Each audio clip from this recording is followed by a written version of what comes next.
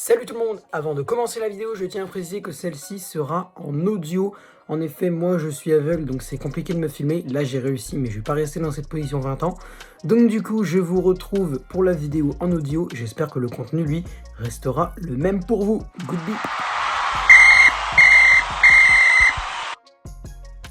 Bonjour à tous, c'est le football à l'aveugle. On se retrouve aujourd'hui pour le débrief du match FC Metz Paris Saint-Germain qui vient tout juste de se terminer comme à l'accoutumée. Le PSG s'est imposé 3-1 au stade Saint-Symphorien de Metz avec un premier but signé de Kylian Mbappé à la 4e minute de jeu, un but très tôt de la part de KM7. À la 46e égalisation quand même de Metz, de Fabien Santonze. On va revenir sur le match de Santonze parce que franchement il est quand même intéressant. Ensuite Kylian Mbappé qui remet le PSG devant et Mauro Icardi en toute fin de match qui marque sur un penalty en trompant Alexandre Oukidja. Alors quoi retenir de cette rencontre? Déjà le résultat aide le Paris Saint-Germain avant d'affronter Man City mercredi prochain en demi-finale aller de la Ligue des Champions. Le PSG se rassure et donc prend 2 points d'avance sur Lille et donc prend aussi provisoirement la tête de la Ligue 1. Alors honnêtement, je ne sais pas ce que Lille va faire demain face à Lyon. Dans ma tête, je vois bien un petit 1-0 pour Lille, malheureusement pour Paris, mais reste à voir. J'ai du mal à voir Lyon gagner. Faire match nul, pourquoi pas. Moi, j'ai mis un partout en prono. Je pense un partout. Mais je sais pas du tout. C'est un match vraiment indécis, même si c'est vrai que Lille est largement plus en forme que l'Olympique Lyonnais en ce moment. Donc ce serait logique que ce soit les hommes de Christophe Galtier qui l'emportent. Alors les hommes du match côté parisien, déjà évidemment Kylian Mbappé avec son doublé. Il est sorti sur blessure vers la 82e, 83e. Une petite blessure de la part d'Mbappé. Il a pris une béquille, je crois, de la part d'un médecin. Il est quand même resté grave longtemps au sol, je trouve. Mais bon, apparemment, ça devrait aller pour lui. Donc, il n'y a pas de problème normalement pour Mbappé. Ça devrait passer pour la rencontre face à City, justement, mercredi. Le deuxième homme du match, pour moi, c'est évidemment Marco Verratti, qui a été ultra présent, qui a vraiment collé le ballon à ses pieds. Il a eu 9 en note automatique, je crois, de l'équipe, un truc dans le genre, ou du Parisien, je sais plus trop. Mais en tout cas, il y a eu 9 sur 10 pour Marco Verratti, vraiment une note XXL, alors qu'il a ni délivré de passe D, ni marqué. Ah, vraiment, Marco Verratti qui marque, ce serait ouf, vraiment. Marco Verratti qui marque, ce serait génial. Je sais pas combien de temps ça fait que Verratti n'a pas marqué, mais franchement, ce serait intéressant. Aussi noter le bon match aussi de Mauro Icardi, la bonne entrée plutôt de Mauro Icardi. Il a marqué sur penalty, il a même failli marquer un but quelques secondes après son entrée, mais malheureusement Oukidja qui a pu se saisir du ballon. À noter aussi la barre d'Ander Herrera en fin de match, vraiment cette barre transversale d'Ander Herrera. J'aurais bien aimé qu'il marque le milieu espagnol, mais il a pas réussi malheureusement.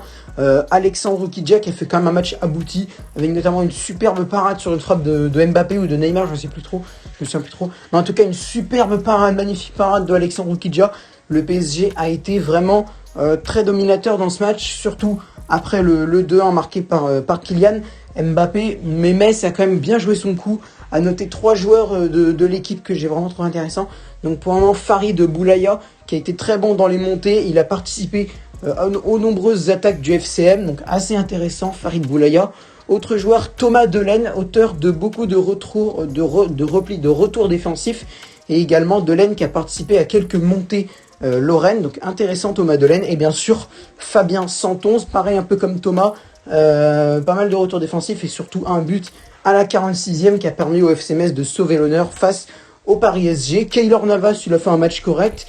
Il est sorti une fois 40 mètres de son but, un petit risque pris par le gardien international costaricien, mais il a géré le risque, donc c'est bien. Navas, que ça se voit qu'il peut aussi sortir de ses cages. Alors, je dis pas marqué non plus, mais en vrai, ce serait ouf. En vrai de vrai, il y a 0-0 à la 89e entre City et le PSG. Tu sais, il y a eu 0-0 à l'aller, il faut un but. Et là, à la 90e, tout le monde monte sur corner. Le corner, il est tiré par, je sais pas moi, par Paredes.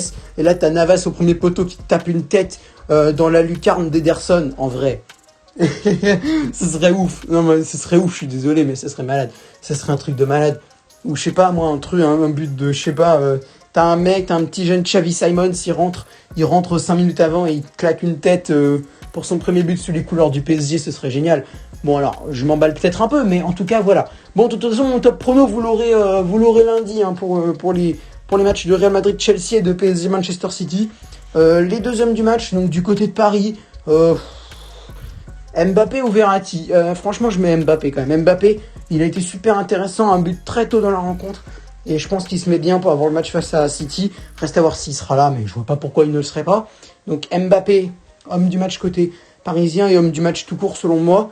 Et du côté de Metz, l'homme du match, je dirais Delaine ou 111. En vrai, Delaine ou 111. Delaine, il a été super.